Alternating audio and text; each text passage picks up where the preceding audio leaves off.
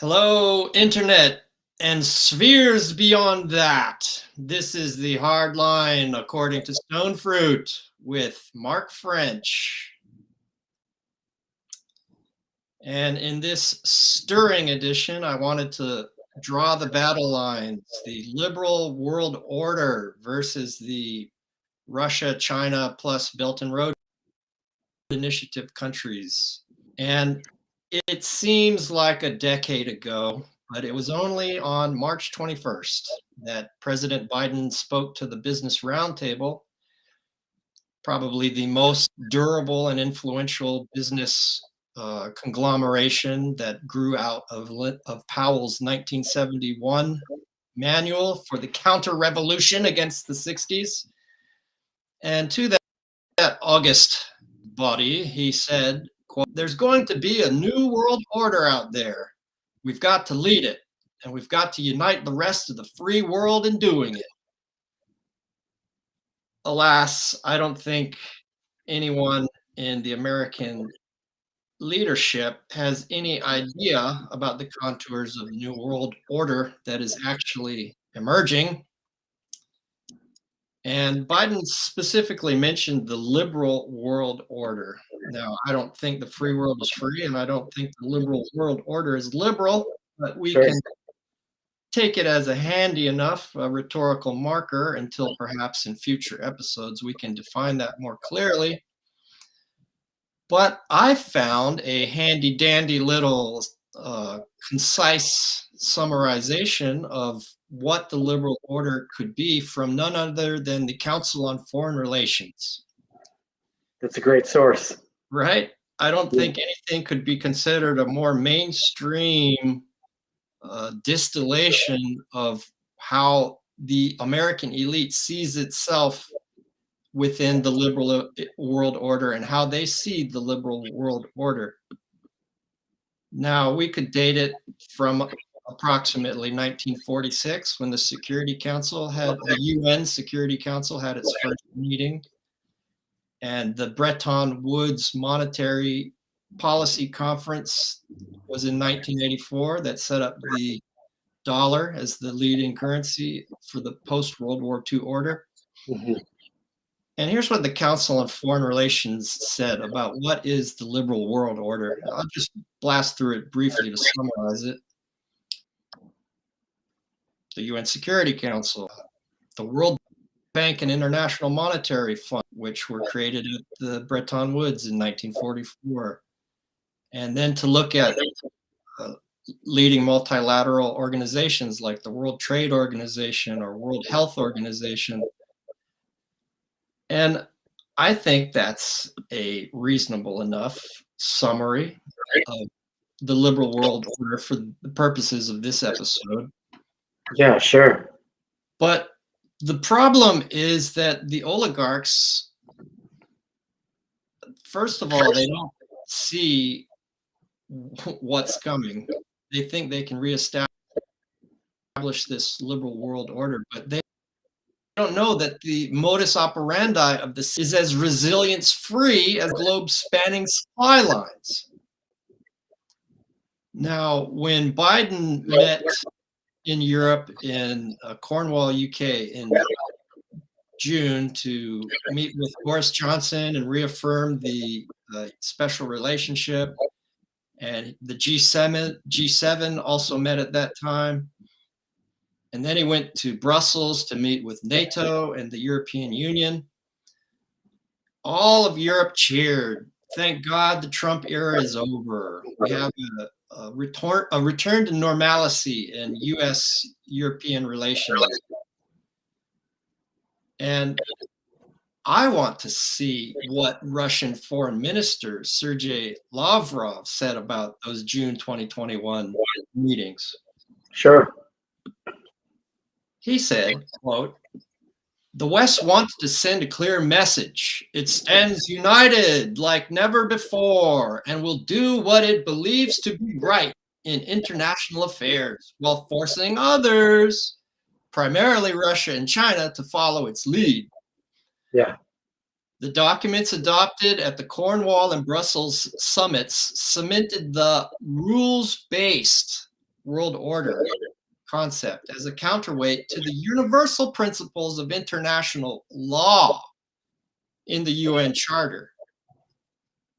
So the Western elites in G7 includes China. So the Western elites plus Japan, I'm not China, Japan, those folks did not listen to their unreasonable February 4th, 2022 joint statement from Russia, China. And that said in no uncertain terms that the Russia-China axis is the nucleus upon which the BRICS Plus will be built upon, and Argentina will be joining BRICS shortly. And then the next layer out is the Belt and Road countries. So to my mind, those are the two blocks briefly sketched. And yeah, and to keep things simple for everyone on the Security Council, specifically at the UN, I mean, through people like Samantha Power and Susan Rice, look at how long the Security Council has been hijacked by the United States specifically, or the United States plus the UK and their other European finance and banking interest. I mean, if anybody that took the words and the purported goals of the Security Council seriously, that has not been the case for decades at this point. yeah, let me introduce another appraisal of those June 2021 statements from Lavrov again, and then we can jump to the UN because you bring up a great point. Lavrov said, mutually respectful dialogue involving the leading powers and a due regard for the interests of other members of the international community, end quote, should be the basis of the emerging multipolar world.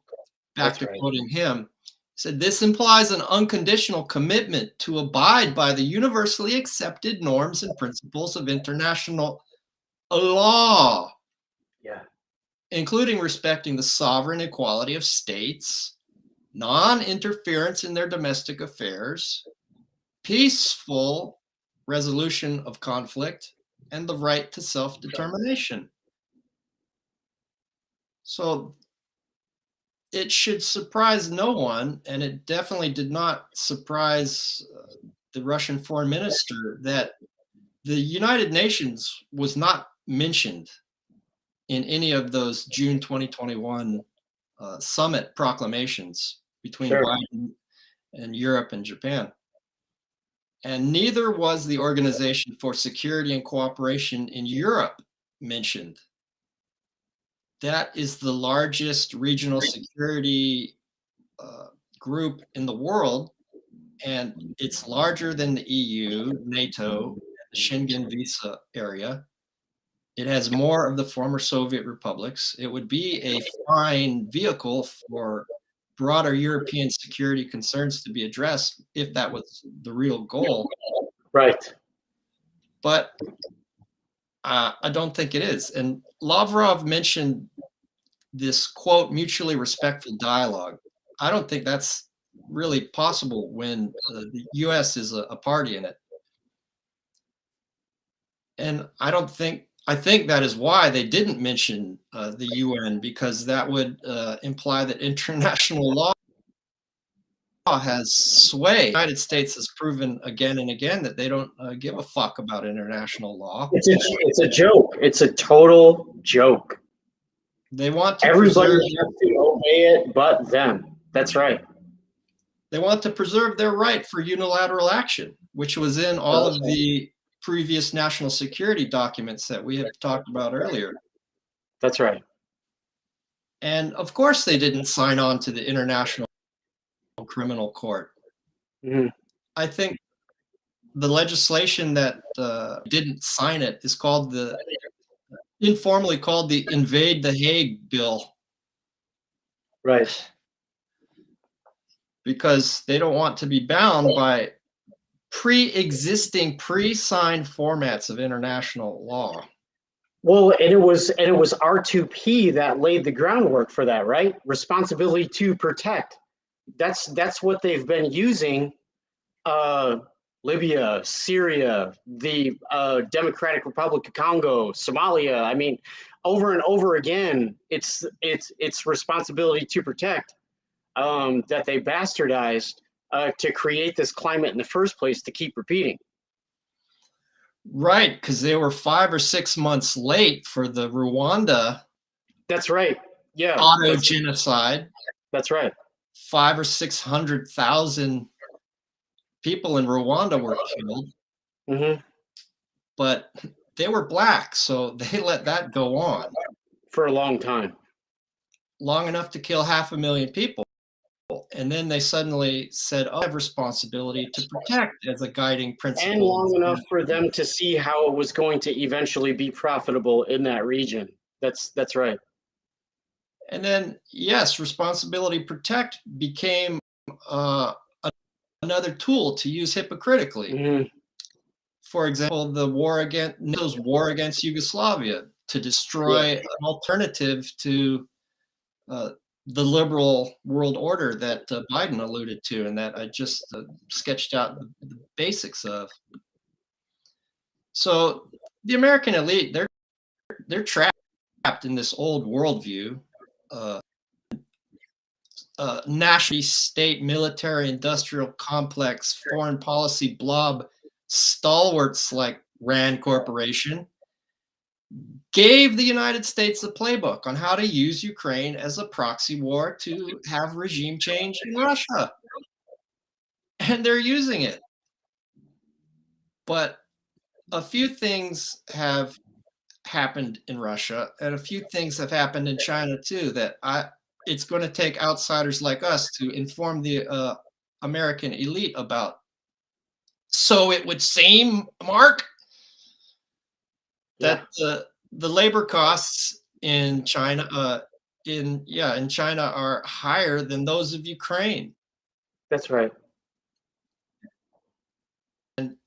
is making everyone's technology. It has gone way up the value chain of industrial capitalism to be vying with America and elsewhere for technological superiority. Yeah, If you judge it by purchasing parity power, it's already a larger economy than the United States. right. And the only response of both parties and the blob is GPC, great power competition. Right. And whenever I hear an acronym, I get scared because I know that that means they are then stuck in that rut and can't get out of that frame of reference. Yeah, And American hard power is going to be central to it, even in East Asia, when the Japan 7th Fleet can't stop crashing into things. that's right. Yeah. And the F Yeah, 35, I think it's up to almost 2 dozen crashes in the last 6 months. yeah, and it's been going on for years. Yeah, And the new F-35 has all of these technological problems. It starts going haywire when it hits supersonic speeds, and just a litany of problems. Not to mention, it costs a fortune. yeah, But the only concept that the Western elites have for rebranding for this new world order that Biden alleged is occurring is Klaus Schwab and the World Economic Forum's Great Reset. right. And we've talked about that. We don't need to beat that to death, but it just shows that there is a transnational, supranational group of elites that are really well characterized just by calling them Davos Man. And since late neoliberal international finance capital has worked so well for the last 70 years, they're unsure how to patch up a program that is all bug, no feature. Sure. So, like any good authoritarian, their immediate inclination is to go to war on our imagination, Yeah. to dominate the battle space of word, sound, image, information, and culture. But I think if we reproduce culture as we consume it, we can also use our imagination, intuition, and critical faculties to stir an exception to the rulers by creating and new ideologies and have, as friend of show, post-orthodoxy, and joins us to do, have a better time more often with more people. Yeah, that's right. So at what might seem to be a moment of universal triumph for liberal world order, it's actually in the process of a slow series of cascading economic, political, social, and ecological collapses into an information war backed soft totalitarianism Yeah. in all of its core states.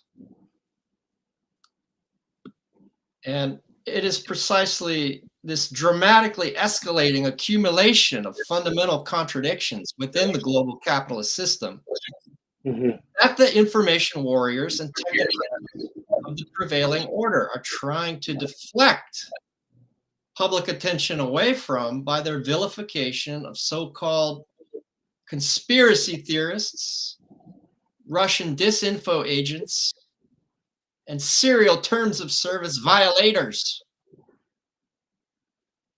even though it's often exactly these truth tellers who provide us with the simplest and most direct explanations. Now, I haven't dared to enter Das Kapital, but I have read a lot of Marx's shorter works. Sure. And one I really like is his 18th Brumaire of Louis Bonaparte, Okay. where he said, "Men make their own history, but they do not make it as they please. They do not make it under self-selected circumstances, but under circumstances existing already, given and transmitted from the past." So the power elite are imposing limitations on free will, and free thought, and free speech to mask the fact that as human civilization has evolved from feudalism to democracy, and we have traded kings and czars for presidents and prime ministers, the money and bankster power behind the scenes has remained the same. That's right. The regime of capital lives by feeding off the body while stupefying the mind with the myth of individual agency and doing everything in the regime's power to ensure that this agency cannot be used in any meaningful way. In such an environment, ridiculing, marginalizing, and suppressing approved narratives becomes the means of cordoning off the fact that the masses every day of their lives by the political class, big media, big tech, and the bloviating punditocracy. Now, Mark, you've done a little bit of research into centuries before us about the origins of the bankster power. Yeah, that's right. Would you like to share a little bit with our viewing audience as a sweet taste of what you might be writing about and sharing with us at greater length in the future? Well, um, what we're currently going through, and understandably so, everyone acts like it's the first time we've gone through this degree of inequality and this degree of precarity.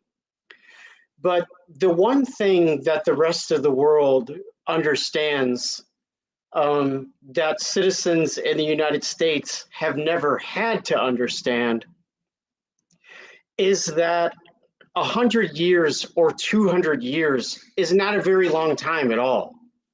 So even though this is a very young country, the originating paperwork and documents and banking structures were already in place before this country was even a country. So these things have been argued over and debated for quite some time. So just to make a practical example that I think everyone, or at the very least, most people will understand, JP Morgan of Chase Bank fame, or infamy, if you will, after his death, through his will and other legal documents, it came to be known that he actually only had a 19% stake in all of his holdings. I think citizens in the United States are going to be shocked and maybe even overwhelmed when they find out the amount of foreign interests that have always held the majority of stake and ownership in their supposedly own newfound rebel country. I think as we begin to unspin and uncover the origins of many of these fortunes, due to inequality turning into precarity for most people, they're going to be absolutely flabbergasted at how long it was already set up to turn into this. I think that there's become a very clear ebb and flow and pattern to depression, recession, and wars turning into great reorganizations by the state going to work for the finance flows and structures that have always been in place since the very founding and beginning of the country. Nothing that's happening right now is new or interesting at all. This is a repeated pattern over the course of all of modern banking structure in our country right now. This has happened over and over and over. So I realize that it's shiny and new and it's louder this time because we all have access to what Brave New World and 1984 and you have so succinctly pointed out as the 24/7 talkies and news cycle. We're all inundated by noise and image and rhetoric all day, every day, but there is absolutely nothing new whatsoever about the precarity, about the tenuousness of the structure. We've been through this plenty of times before. So it doesn't have to be overwhelming. I think that's a good thing because it lays down a clear path and pattern for people to attach to, and it gives us the ingredients to take our power back, even if it's only rhetorically. It lays the foundation and groundwork for everyone to start having meaningful conversations about these things. Yes, I think you touch on a fundamental point that this has been going on in a repetitive pattern for a really long time. And that knowledge will enable us to break out of it, ideally at some point. Hopefully, maybe. Well, the other side of it is politicians in the United States and the UK are really only talking to their own citizens and constituency. The rest of the world talks about these things openly. Just because we don't and the UK doesn't does not mean that the rest of the world is ignorant to their own colonial experience and history in dealing with the West. Everybody has already been through colonial structures. Everybody has already been through Western banking structures and the current neoliberal climate. So when you continue to refer to the BRICS bloc, these aren't countries and cultures and people just trying something new. It's actually quite the contrary. They have already been, they have already played the IMF game. They have already played the World Bank game. Russia was turned into a corrupt oligarchy by Larry Summers and Western capital. Gaddafi and everybody else has already been murdered by rejecting Western capital structures. It's not an accident that when people begin to tell the truth about these things in a meaningful way, they very quickly and suddenly end up dead.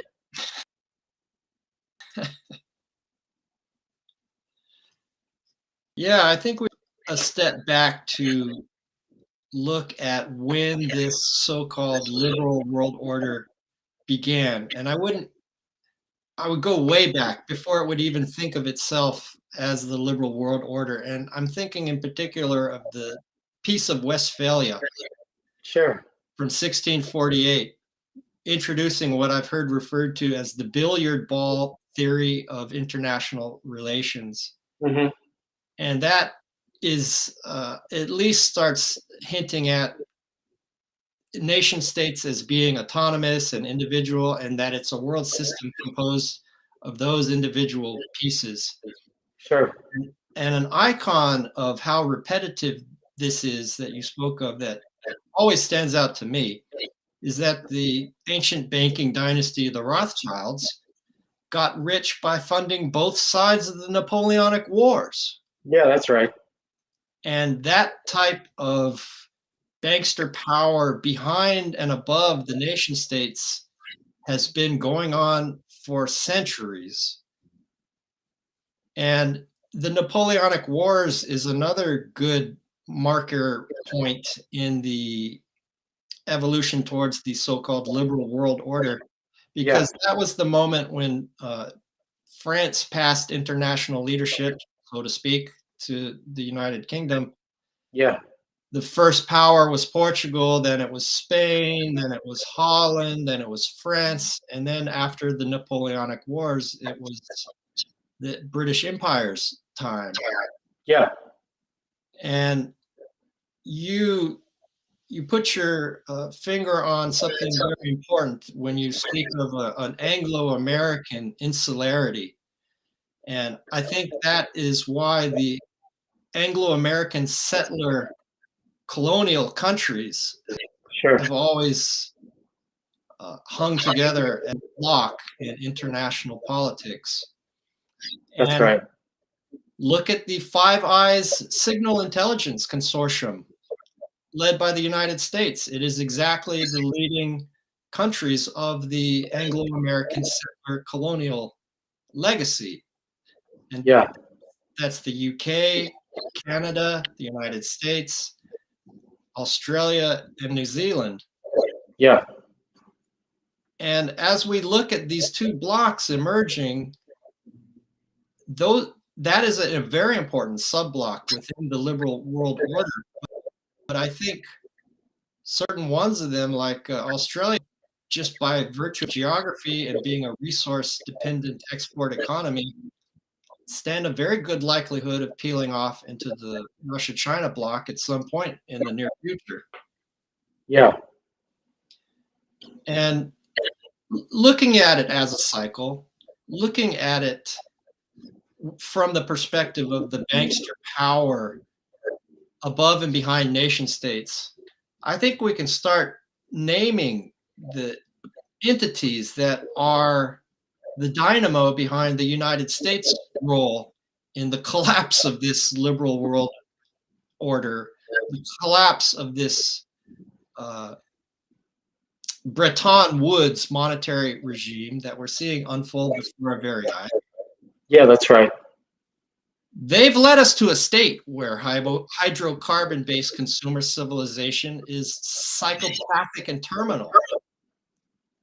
They are a provisional government of politicians who do the lying and dissembling in the service of a money and bankster power. And they collectively form a large secular oligarchy of competing camps. Now, I remember speaking to Dark about this 20 years ago. I said, are the Illuminati real? And I didn't mean the Illuminati as a shadowy Masonic group that secretly control everything in dark rooms. And I don't think Dark even thought that that's what I was asking. I was asking, is there a transnational elite? And he said, there's camps. And that is true. And these camps are in collusion, in occasional competition. And in America, they can be found in the great commercial and financial dynasties. When you look at from that broader historical perspective, going back as far as the Peace of Westphalia and the Rothschilds, you have to think Rothschilds is still new money. Yeah, that's right. But there were no slouches with it, especially David Rockefeller. He gave the land for the UN instructed. He created the Trilateral Commission. That's right. He put some bets on both ponies in sponsoring the career and rise to power of Henry Kissinger for the right and Zbigniew Brzezinski for the left. Yeah. So those are the new contemporary Anglo-American commercial and financial dynasties. And in America, yeah, you're exactly right. Even in the lead up to the United States' own Civil War, you had Otto von Bismarck stating publicly and directly how dangerous it was if the United States, which is what he felt the war was really about, and it was confirmed by Lincoln himself. During the run-up to the Civil War, Lincoln, that first year or so, publicly stated, speech after speech, that the war was not about slavery at all. So you had Otto von Bismarck saying, this is really about whether the United States was going to be allowed to do this greenback, or if it was going to keep having European finance and central bank capital shoved down its throat. Was the United States going to have a European central bank, or wasn't it? Which is basically really what it came down to. And back and forth it went. So you bringing up the new and modern iteration of it is exactly right. But these conversations have been going on for a very long time. And to think that those power structures and families that were at the head of those agreements and arrangements aren't still in place under shadowy corporate structures, I mean, I have a bridge to sell you if you think that they no longer exist. let's go ahead and name a few. The Rockefellers, Carnegie, Sure. Vanderbilt, That's right. Mellon, and the list goes on. And in fact, Mellon, one of the descendants of the Mellon fortune, Richard Mellon Scaife, is a very important, long game funder of a lot of the right-wing parties that were very powerful in the counter-revolution against the 60s, and to snuff out any residual social justice embodied by the remnants of the New Deal and Great Society. Sure. And, those fortunes have waxed and waned. Anderson Cooper is a Vanderbilt, and That's right. he's not a billionaire, but I presume he's making most of his money being a media icon. So these people have not had all of their fortunes intact, and not all of them have played brilliantly as David Rockefeller did, but they still exist. Yeah. And say the companies that they form often exist in some form or another. So beyond And these, even, yeah, and the other important thing is, even if they have a kid or kids that are a little bit lazy and goofy and blow off the family fortune at the time, the companies and corporate structures still exist. The cookie cutter pattern still exists. It only takes one smart person to come up within that structure to recapture it and blow it back up again. So it's beyond the individuals that take the fortunes and run with it. It's beyond that. The reality is, the people that participate in these schools of thought and structures, they are aware that exist. So it's outside of the lexicon and the thought and attention of normal people, and it shouldn't be. These aren't conspiracies. This is accounting and it's history. It's already happened. So I think that is my desire to bring into the focus and the forefront of these conversations is, these things aren't fake. We're not talking about leprechauns or fairies or unicorns. Like, these are real people. These are real things that happened. These are real structures. These are real treaties. These are real paperworks. These are definable situations that have transpired already. yes, the German philosopher Martin Heidegger has a famous language speaks man. And I think what he implies by that is that the structure of language itself exists before any individual speaking, and it exists after that individual has passed. That's right. And French social theory makes the dichotomy of langue and parole. Langue is speech, language, and parole is the individual speech action. And I think these two ideas can reaffirm what you just said, that these systems were created by the big dynasties who have come and gone and still remain in some significant fashion, but they created the structure that still remains. And the way they reiterate themselves in the present day would be entities like a really handy, rough and ready list would be the Fortune 500 companies and their armies of lobbyists. And of course, there's always new companies coming in. Lately, great examples would be Apple and Tesla, but they're coming into a system that existed before them. Absolutely.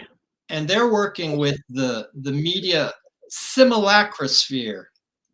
I like that word very much, simulacrosphere. It comes Yeah. from the French theorist Baudrillard. It means an endless series of copies for which there is no original. There you go. And I think that is a perfect way to describe our contemporary media wall of mirrors. And in cahoots with the dynasties, the companies, the lobbyists, the media is civil and military services, which are often called the deep state. When the deep state is mentioned, it's the aspects of the permanent government that are there before the politicians, during the politicians, and after them. I think Yeah. that's one layer. That were never voted for. Yeah. Yeah. And lately, the right has even been thinking about that. Basically, most significantly in saying that it was the deep state, Trump's ability to have a working administration. Yeah, to bring it into the momentary hyperspeed news cycle, even Rand Paul yesterday or the day before yesterday or sometime within the last 72 hours, he actually momentarily held up the most recent 40 billion sent to Ukraine and said, "Hey, can we at least have an inspector general so we can see where this goes?" Like, yeah, like, where are we going to put up a bunch of $300 million gas stations like we did in Afghanistan, or what are we doing here? um there was just line after line after line, 13 million, 11 million, 9 million, that had these completely preposterous procurement statuses that no one knew. It was just like procurement, just in case. It was just like miscellaneous procurement. It's like, okay, well, if you take up all these lines of miscellaneous procurement, I mean, you're talking about $200 million. I mean, that's like that. So Rand Paul just said, "Hey, can we at least have an inspector general?" And McConnell was like, "No, we can't." Yeah, yeah. No one needs to know where it goes. Just Ukraine, Russia bad, Ukraine. Be quiet. Like, let's just. So it was rubber stamped by everyone. It's just turned into disaster capitalism at its finest. It's just become a joke, and partially for the reason that normal people do not participate in conversations like this. Like, the government is just acting like everyone is still on a 50-year vacation from their civic duty, which I would take the position that they are. So, really unique time to live here and live in this country. It really is. Mark, I don't know why you feel that there's a need for an inspector general for this $40 billion. Are, Right. don't you sleep well at night knowing that the Department of Defense already has its own independent auditing capability? Yeah. Well, I believe the two largest accounting firms in the United States, their names slip my mind right now, but people don't even talk about it publicly. But a realistic attempt to audit the Pentagon was just done like 10 years ago or so. It wasn't that long ago. And both of the accounting firms came back and just said, this is an unauditable organization. There's no way to make sense. There's no way to make sense of these books. They're completely cooked. They're completely fake. They have their own language. We can't help you. And it was never brought up again. Everybody just swept it under a rug, and it's not been discussed since. And then on top of that, even before the United States making a big deal about Ukraine in the media, while ignoring it since 2014 when it really kicked off, right? It's 2022. It really kicked off in 2014. Everybody's only been talking about it for, I don't know, 4 months, 5 months, 6 months, something like that. February. Yeah, that's it. Yeah, there you go. So, and it's not even June yet. Right. So Ukraine has already been a hub for black market weapons trading for a very long time. So to flood a country that was already one of the leaders in black market weapons trades, to think that a bunch of these weapons are not going to end up in Indonesia or Africa or the Middle East is just preposterous. It's no different than the United States pretending to be adversarial towards ISIS and the Taliban while funding ISIS when it comes to Syria and Bashar al-Assad. I mean, this is really wag the dog situation. This is going to get really silly.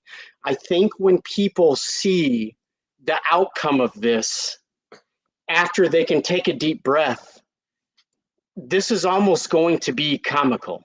And I don't mean to make light of the people that are actually dying from this conflict. Full support to the people dying in Ukraine, and it's to everyone's advantage to end this diplomatically sooner than later. Yeah, those weapons might end up in Indonesia or Africa, as you say, but French intelligence has already said that some have showed up in France Well, yeah, already. And there was a extremely cursory, superficial attempt at auditing the Pentagon a few years ago, but it can't be audited by what the financial services industry calls generally accepted principles of auditing, and because they sure. don't keep their books by generally accepted accounting principles. That's GAAP. That's the acronym. Hmm. Pentagon can't do it, and like you said, that sometimes we fund our own enemies. Like Osama bin Laden was our in Chechnya, in Yugoslavia, and then allegedly attacked or coordinated the attack on 9/11. And a day before, coming back to the unauditability of the Pentagon, on September 10th, the day before 9/11, Rumsfeld testified to the Senate that they had lost track of $1.5 trillion. $1.5 trillion. Poof. $1.5 trillion. So And that's 20 the years conduit, ago.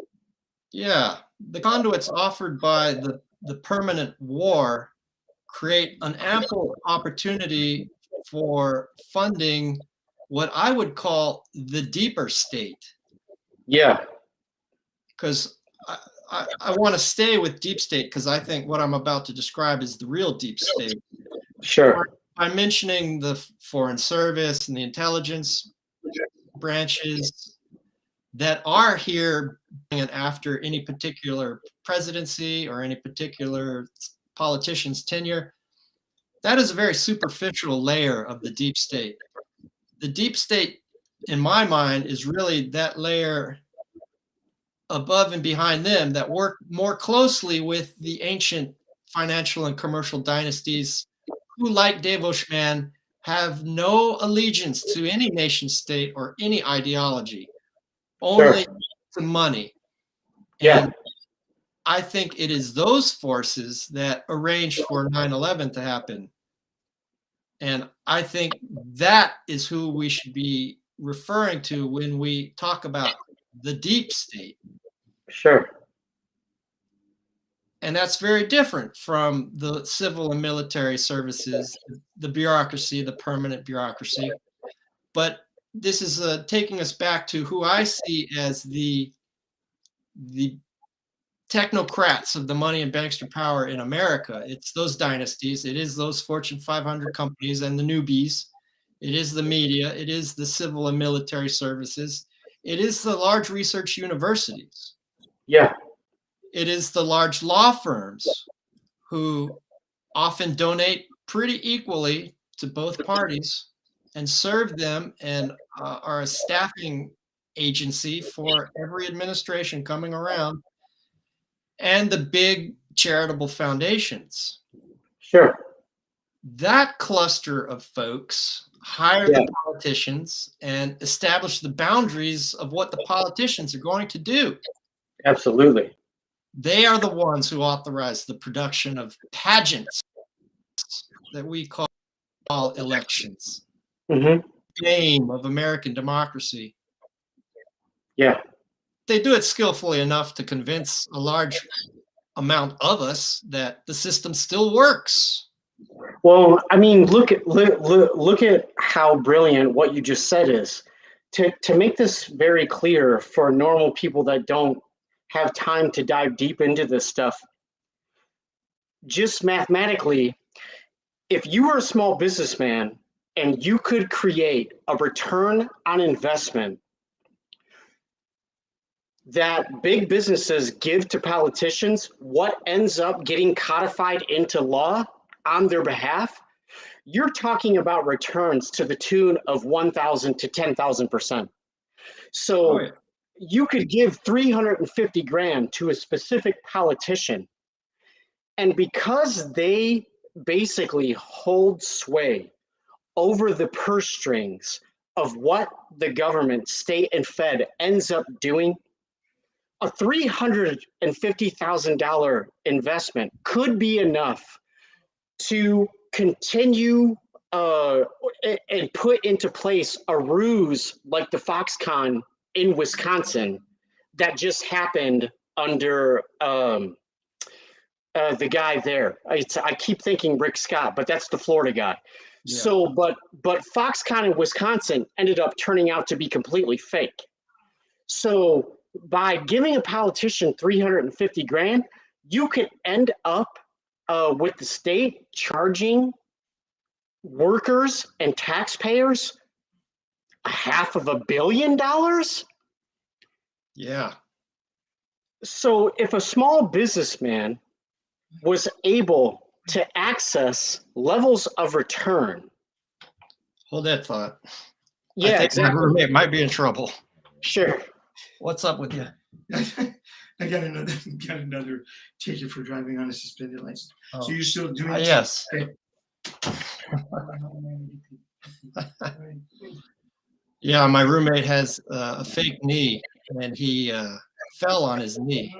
Oh, that's tough. Yeah, I caught you I interrupted you in mid-flow. But I want to jump right back into it because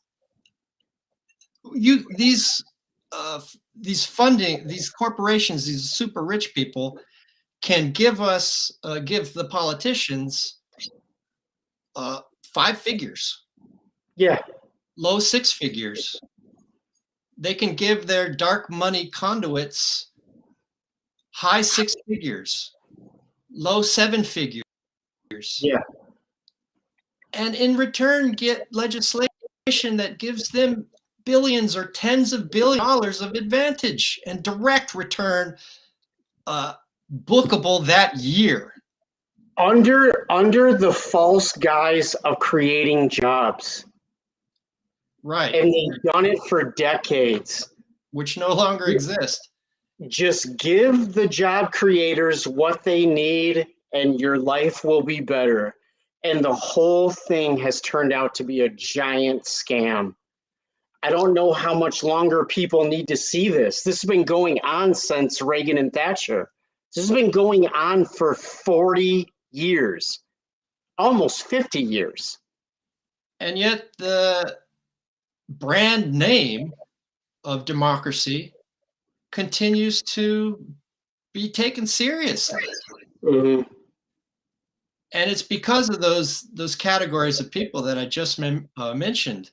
Sure. And by convincing people that democracy still exists, right, they can continue being technocrats for a machine of oppression, theft, incarceration, murder, and debt peonage.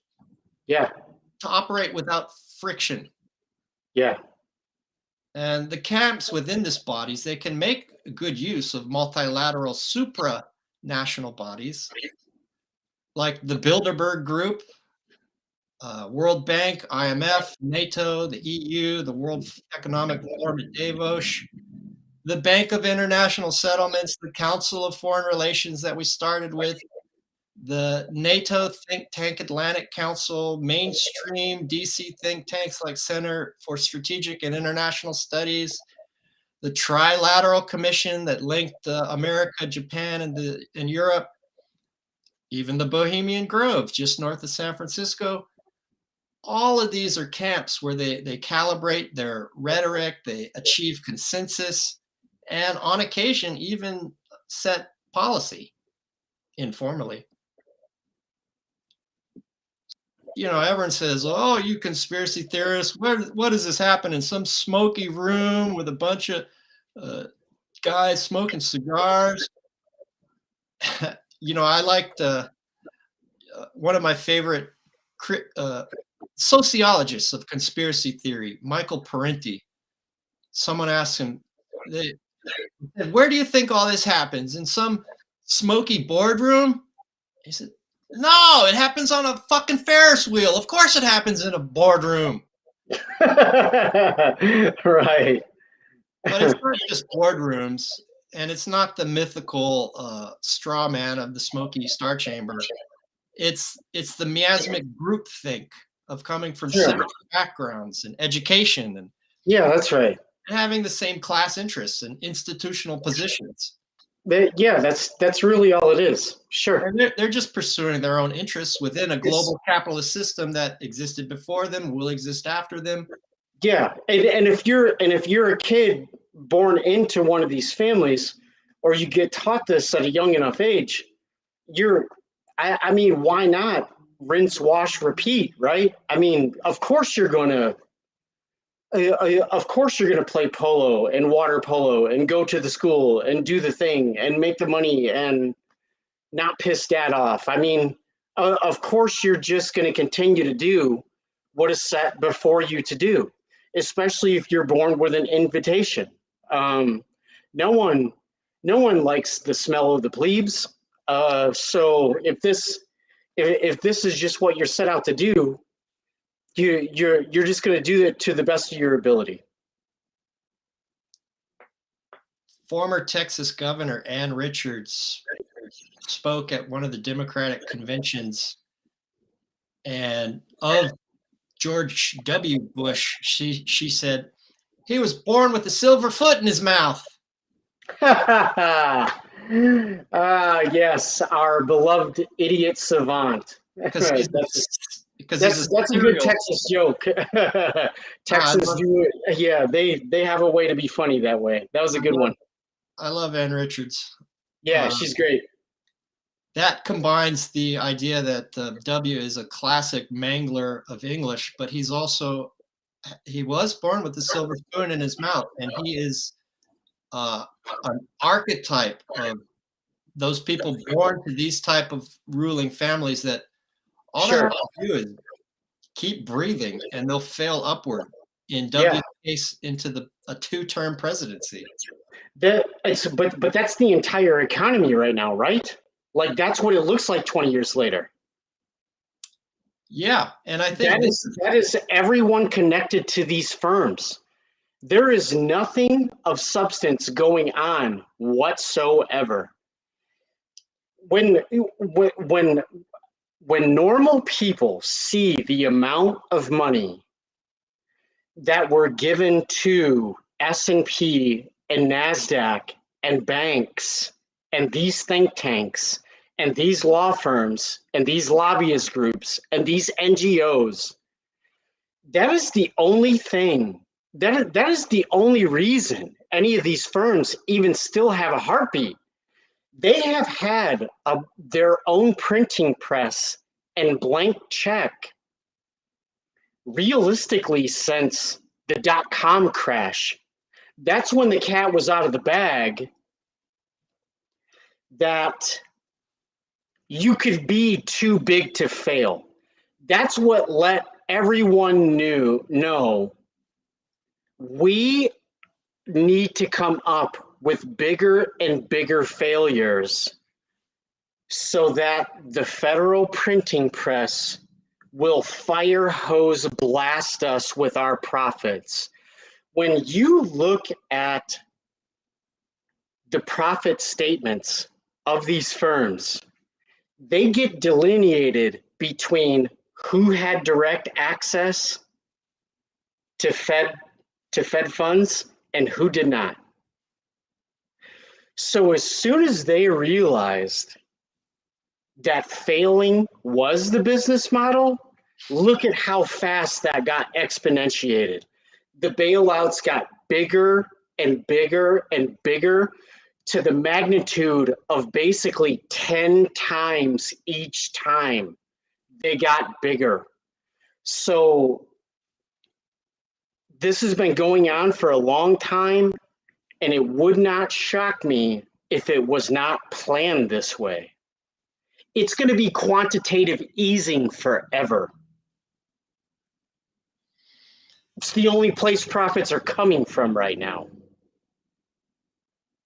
And at the very beginning of the George W. Bush administration, there was a string of colossal failures of giant corporations that were entirely built on air.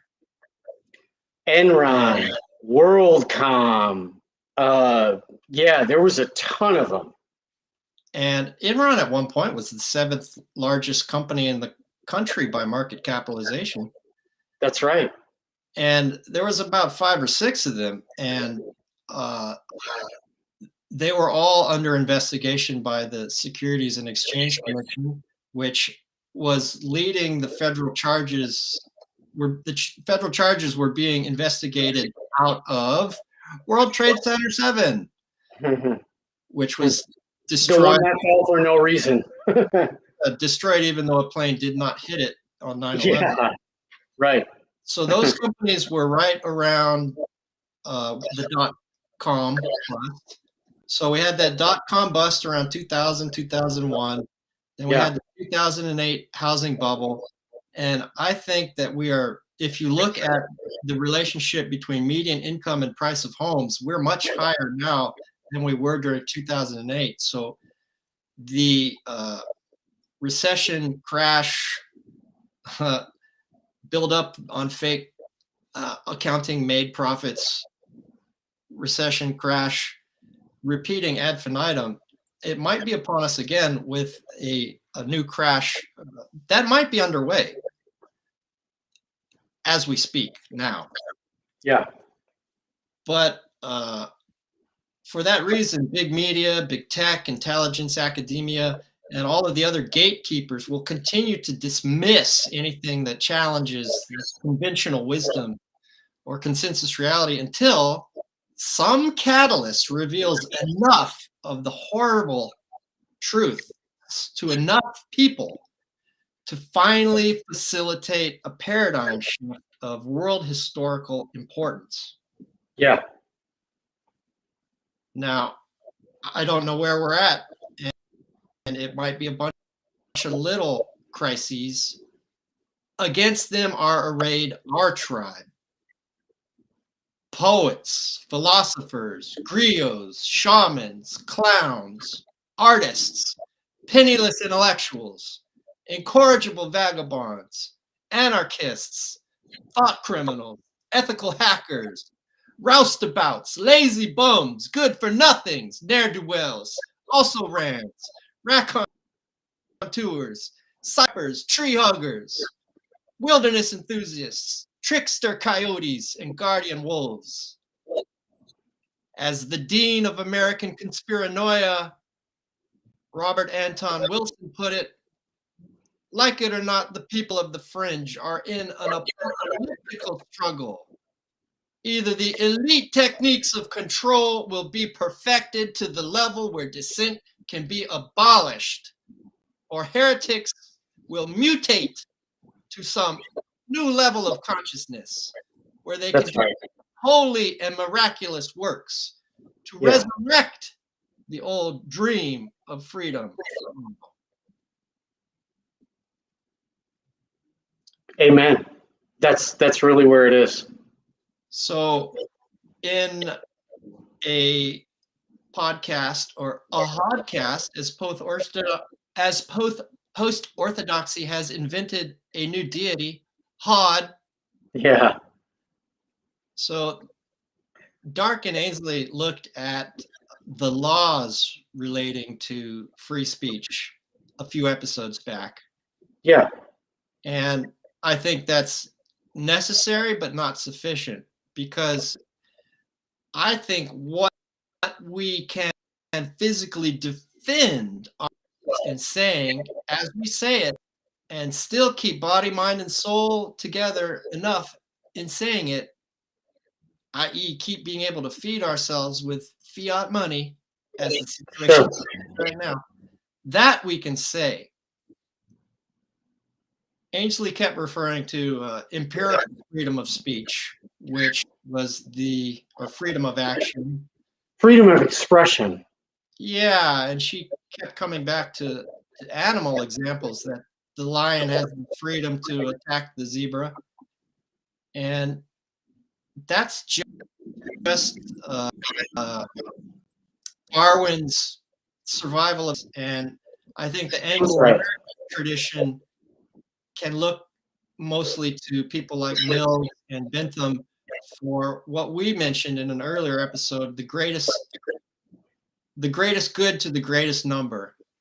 And it's those limiting factors that we've tried in good faith on occasion to weave into our political economy to provide for that. And that's where and when looking at the laws relating to free speech and freedom of conscience are relevant. But since they're not using law to our advantage, but to theirs. You just said that the right way. They're not. Law is basically become irrelevant at this point. The judiciary has already been bought and taken over. Normal people aren't going to have standing. And then to add to that, you just brought up Jeremy Bentham. So his design for the Panopticon, that's already been copied numerous times in the United States in the form of a prison. So I think Bentham's work definitely is relevant at this time. We don't know what direction they're going to go. And the law is not relevant to normal people unless it comes to them having the ability to criminalize your speech or expression or whatever you want to call it and lock you up because of it. Yeah, that's why I want to stay on the right side of the law, so I'm not incarcerated. But beyond that, I don't to the law to preserve my freedom of speech. Right. Instead, I want to reacquaint myself with people who I see as avatars of how to live freely. And everyone has their list. For me, I like a few. I'll rattle a couple off, like the Greek cynic Diogenes, where he's having philosophers and stand next to him as he's dirty and poor in a gutter, and he's saying, "Get out of my light." And we have people like Nietzsche, who I think he was profoundly misunderstood as a proto-fascist, but instead I see him as a seminal philosopher of freedom. And he talks about an aristocracy of the intellect, which I think is true. Okay. We discuss that much later. Or people like Emma Goldman, who says, "If I can't dance in this revolution, I don't want it." Or shout out to our handy-capable brothers and sisters among the listeners to The Hard Line According to Stone Fruit. One of my favorite intellectuals who also happened to be handy-capable was Randolph Bourne, a leading figure of the anti-war intellectuals during World War I. And his famous work is "War is the Health of the State." So I look to those people and other anarchists like the German Max Stirner, who is very hardcore. And what he said is, state, church, people, society have to thank for their existence the disrespect I have for myself. Yeah, that's right.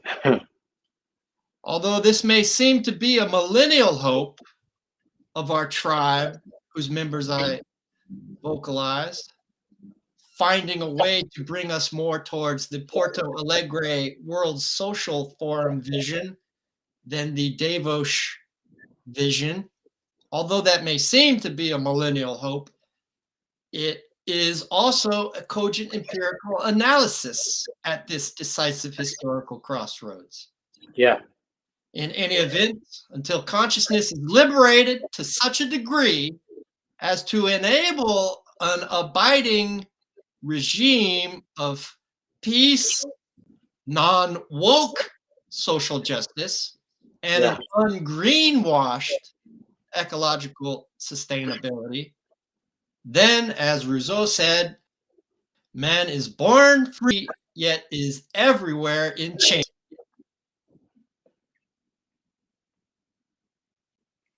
And on that There stern it is. note, Yeah. I'd like to thank our dozens of faithful listeners for tuning in to yet another episode of The Hard Line, according to Stone Fruit. As ever, with my partner in crime, Mark French. Have a great day, everybody.